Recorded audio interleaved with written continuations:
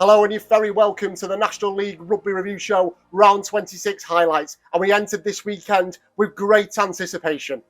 The relegation fight in National 2 East has gone to the wire, but of course there was only one place to start, and that was in National 1.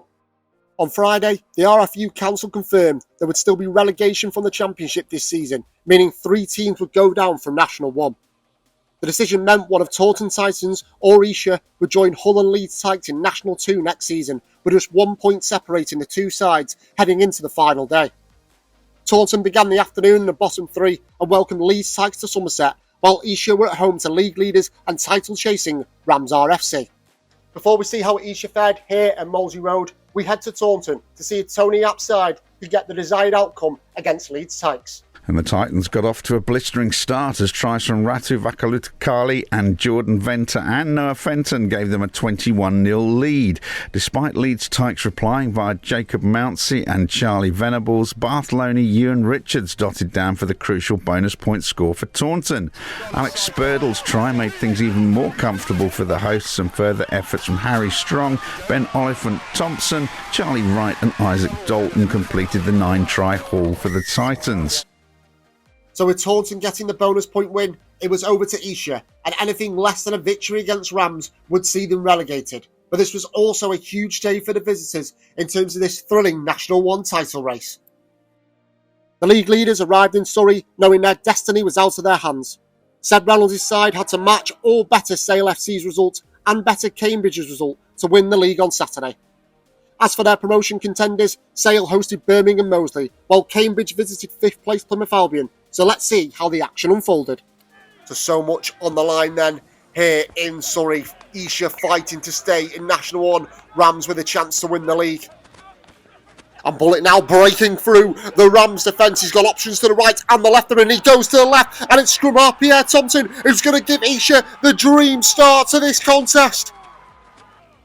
Rams just haven't settled at all in this game at the moment, and Esher now looking to make more inroads, and once again it's the skipper Bullet with a lovely little turn away there to try and get Esher on the front foot. Now Thompson looks to go left, looks to go right, but goes alone does Pierre Thompson, and he's going to double his tally for the afternoon.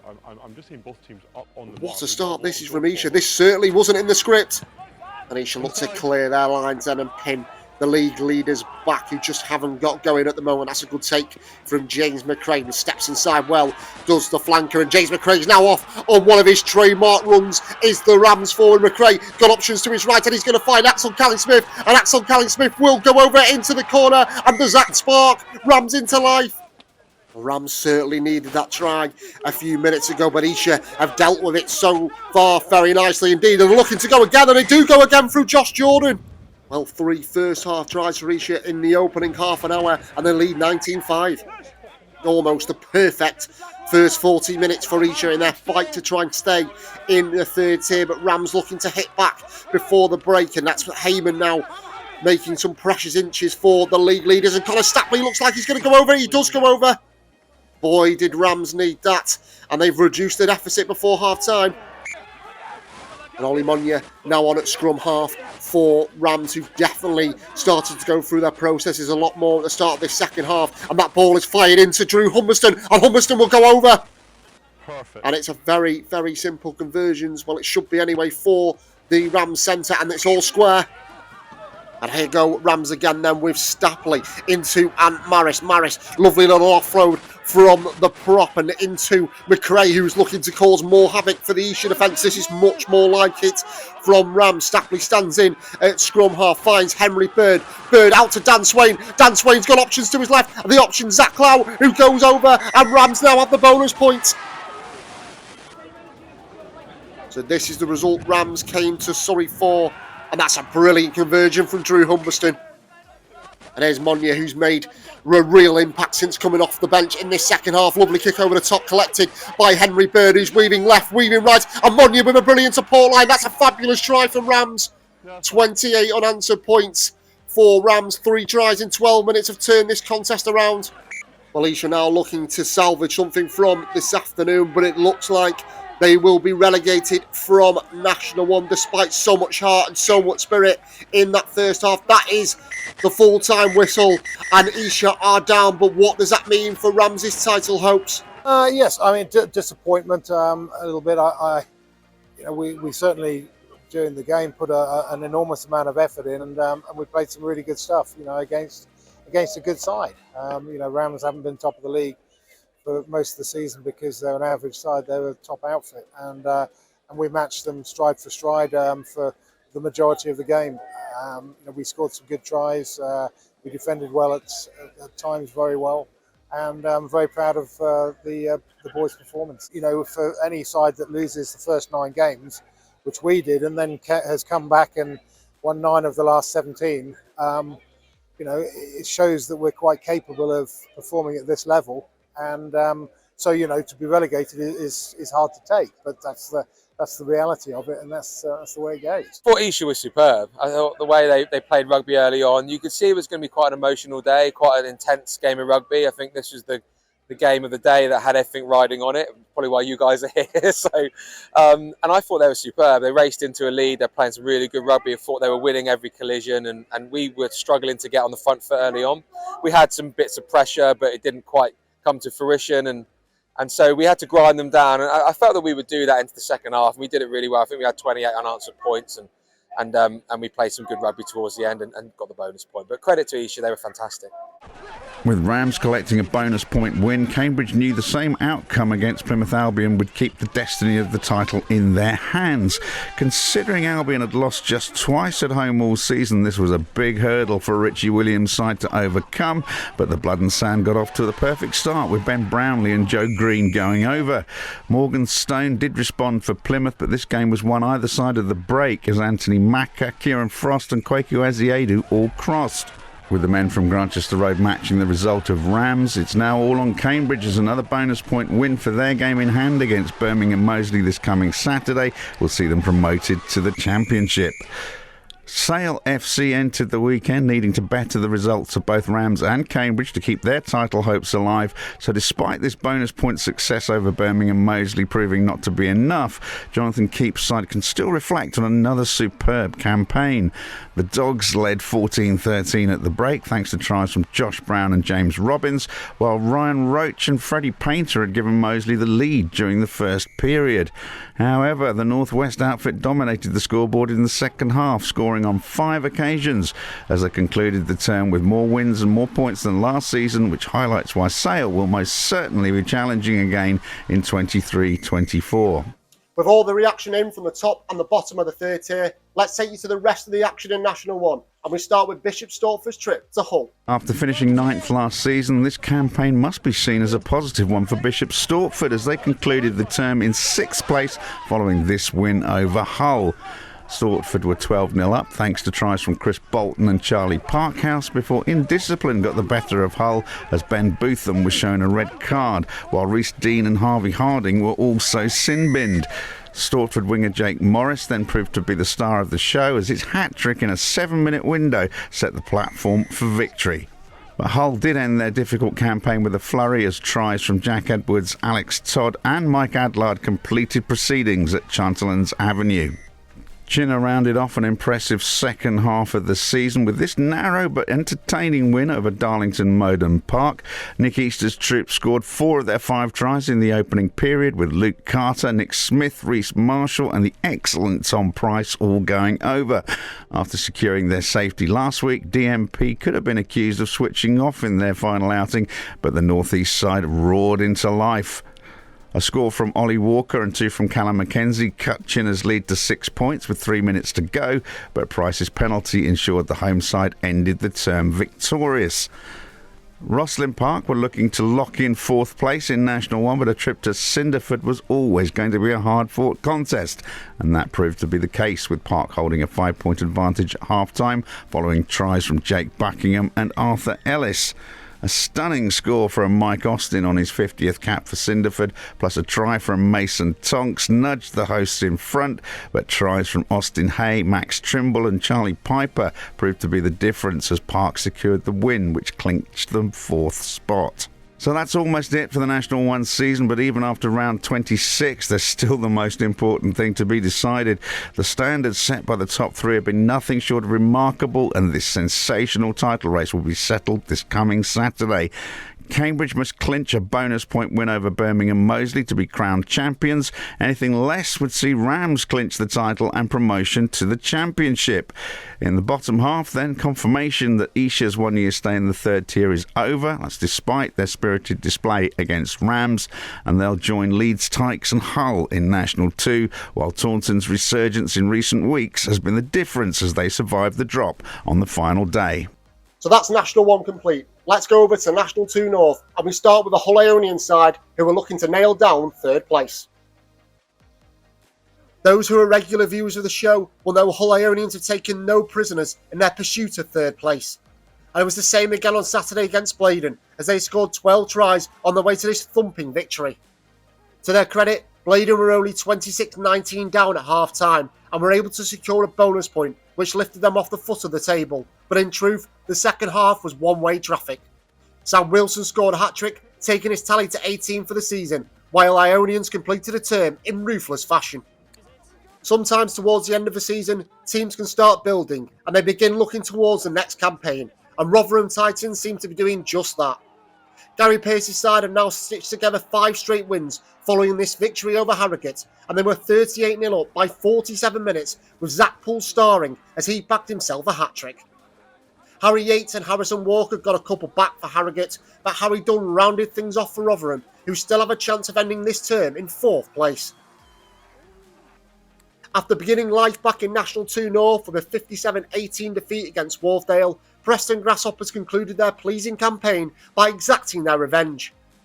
Hoppers led 15-5 at half-time thanks to scores from Harry Thompson and Jake Mayer, with both sides also having a player in the sin bin in the opening 40. Oscar Canny had crossed for Dale, but after the break, further scores from Will Riley and Tom Lee stretched Preston clear as Alex Key's side finished strongly. Following the disappointment of narrowly missing out on the title, Fylde completed their penultimate game of the season with a victory over Chester. Scores from Sam Parker, Ben Gold and Toby Harrison helped them lead 26-8 at half-time at Hare Lane.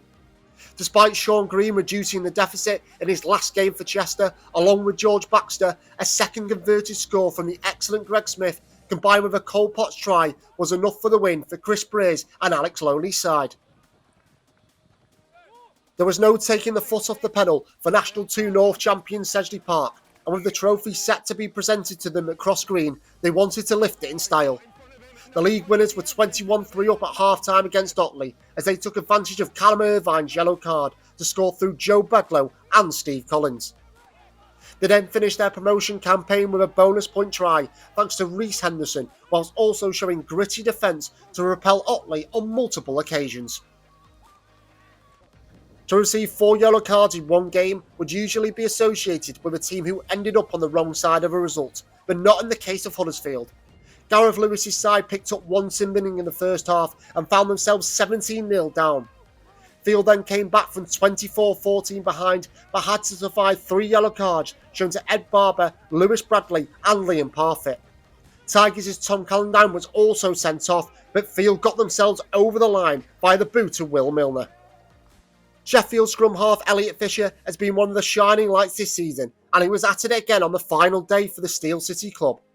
He scored 21 points, including 2 tries, to help Anthony Poser's side end the season on a high against Tynedale. But his efforts may not have been rewarded, as 3 tries in 11 minutes from Tynes Lewis Frankland, Ben Blackburn and Jake Rogers flipped the game on its head. However, Fisher wasn't to be denied, as his conversion off Sam Graham's try won it for the hosts. So that is nearly it for the National 2 North season, with a handful of clubs still having games in hand to fulfil over the next couple of weeks.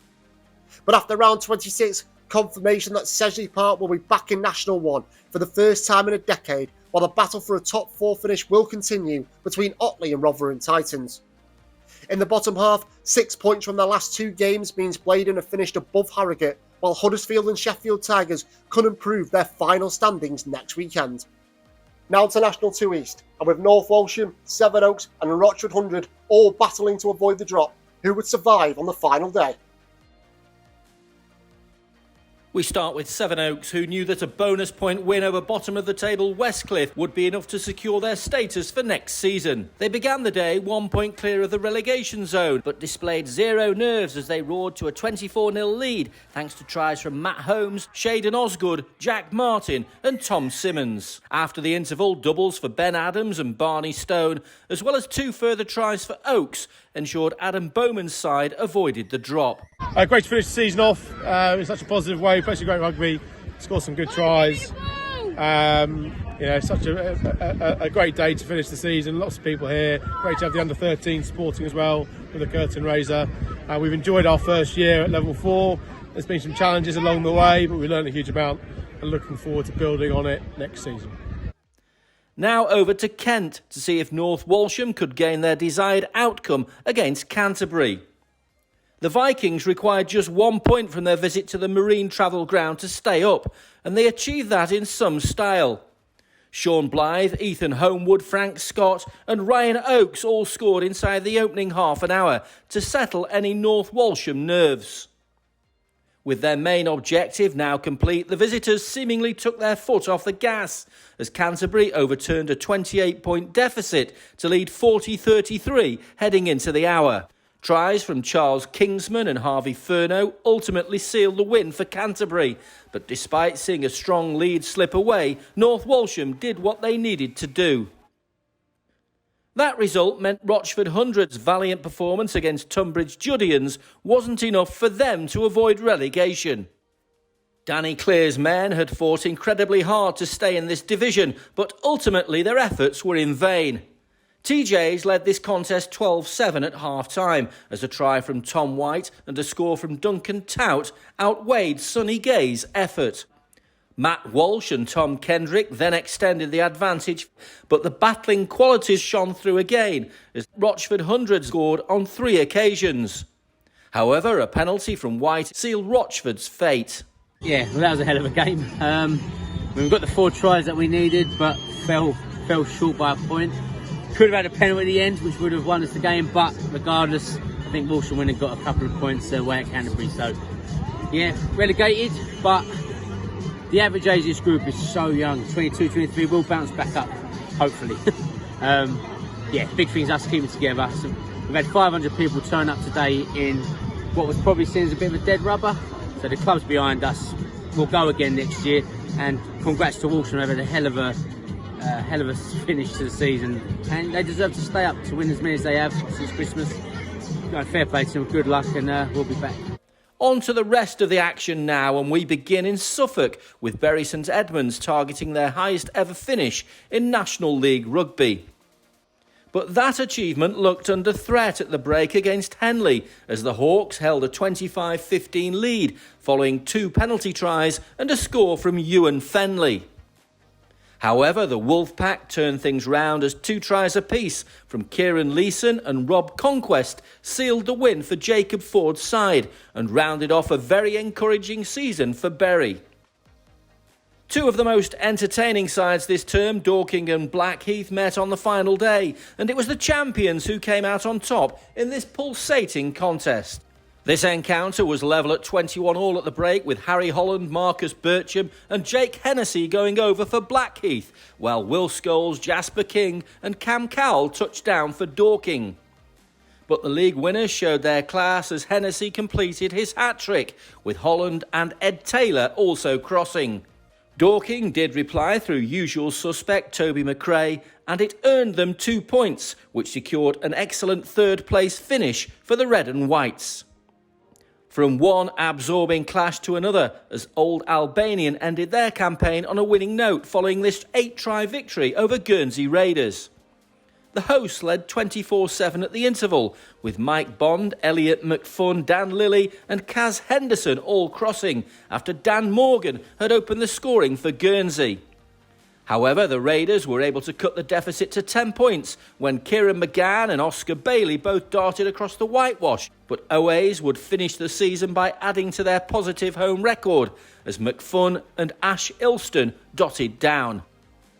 And we conclude the 2022-23 season in National 2 East with 2 of the top 4 sides as Worthing Raiders came up against Barnes. The second-place visitors scored via Jordan Suter and Cameron Roberts, but the efforts of Worthing's Fraser Bruce kept the hosts in front. Tom Derrick and Alex McLean-Nelson traded scores in this tight affair, and Barnes' Simon Keller thought he'd won it 6 minutes from time as he landed a penalty.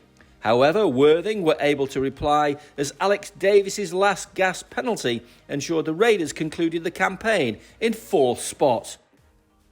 So the curtain comes down on the maiden National 2 East season, and it's fair to say this division has delivered plenty of entertainment over the past 8 months. Blackheath have made an immediate return to National 1, while the likes of Barnes, Dorking and Bury St Edmunds should be very satisfied with their work.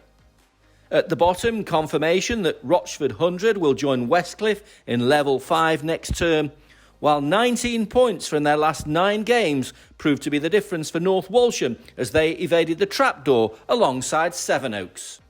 And lastly, to National 2 West, where a positive result for Dean's Crusaders against Luctonians would see them finish in 2nd place. The silver medal for Dean's Crusaders was glistening in the April sunshine, and a win over Luctonians would see them clinch 2nd spot in National 2 West. The Bristol outfit led 25 at the break thanks to tries from Solomon Telfer and Chris Rovey, as well as 10 points from the excellent Tom Wilstead. 2 further tries stretched their advantage, but Luctonians didn't want to end their excellent campaign with a whimper, as Aidan Cheshire, Ben Link and Josh Knott secured the hosts a try bonus. When seasons draw to a close, many of us are looking forward to a well-deserved break, but in the case of Old Redcliffians, they may not actually feel that way. This victory over Newport Salop extended their unbeaten run to 5 games, and they led this entertaining clash 19-5 at half-time. They then increased their lead after the break, but in front of a packed Thornton Road, Newport mounted a comeback. 4 tries gave them a slender advantage, but a penalty from Jack Gabber and a second score for Jalen Curry clinched the victory for the visitors. A Midlands derby to see out the season for Hinckley, and it was one which kept the Leicester Road crowd on the edge of their seats. Bourneville came into this one free of any relegation nerves and led 14-12 via Max Craven and James Weaver. The Chocos led by 4 on 50 minutes, but the home side stunned their guests as James Morton and Dale Bowyer touched down before Joe Wilson nudged over a crucial drop goal. Lewis Hall's converted effort made it tense, but Hingley held out to secure their joint best finish in National League Rugby. Leicester Lions concluded their championship-winning campaign with another victory, but it went to the wire against Hornets. Gareth Collins' troops were aiming for their 21st successive win, but the hosts nilled the National 1-bound side in the first half thanks to Oscar James's score. Hornets stretched their lead via Charlie Carter, but the champions weren't going to wave goodbye to National 2 on a negative note, as Simon Johnson and Devon Constant both scored before a late Luke Bouchier penalty snatched it for the Lions. After clinching Buck Super Rugby success on Wednesday, Exeter University kept up that winning feeling with a victory over Barnstable. But the Green and Whites were 19-10 down as Jonathan Kelly, Brendan Darley and Jonathan Carter went over for the away side.